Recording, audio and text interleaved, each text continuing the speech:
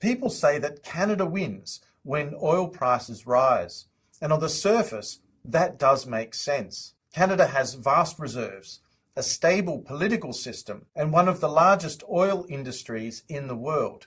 So if there is a crisis in the Middle East or West Asia and prices surge, Canada should be one of the biggest beneficiaries. But what if that's only half the story?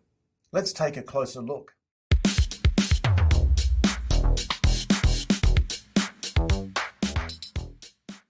If oil prices surge because of disruptions in the Middle East or West Asia, Canada is often seen as one of the biggest winners.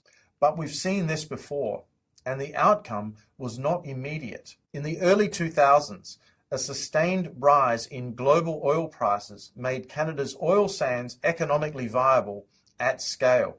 Investment increased, production expanded, and Canada became one of the world's largest oil producers. But that transformation took years, and that tells us something very important about what happens next. When supply from the Middle East or West Asia becomes uncertain, global oil prices tend to rise. Buyers compete for the available supply, and the markets react quickly.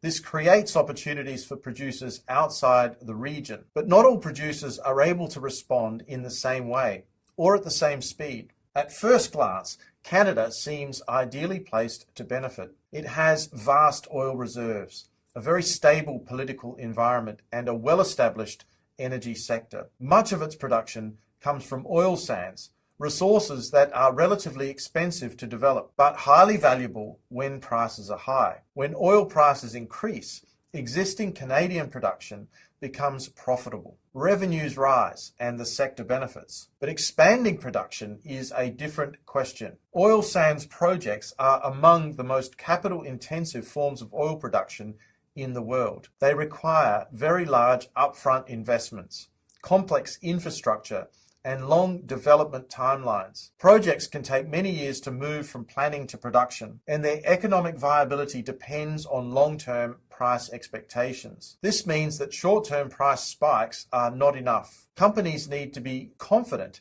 that prices will remain high over a sustained period before committing capital at scale. In the oil markets, price matters, but duration matters more. This is exactly what we saw in the early 2000s. It was not a brief increase in oil prices that unlocked Canada's oil sands. It was a prolonged period of elevated prices that gave investors the confidence to commit to long-term projects. Over time, that investment reshaped Canada's role in global energy markets, but it did not happen overnight. Today, the same logic applies. A disruption in the Middle East or West Asia may push prices higher in the short term. Existing Canadian producers may benefit from increased revenues, but unless those higher prices are sustained, the incentive to invest in new projects remains limited. Even when investment decisions are made, the resulting increase in supply can take time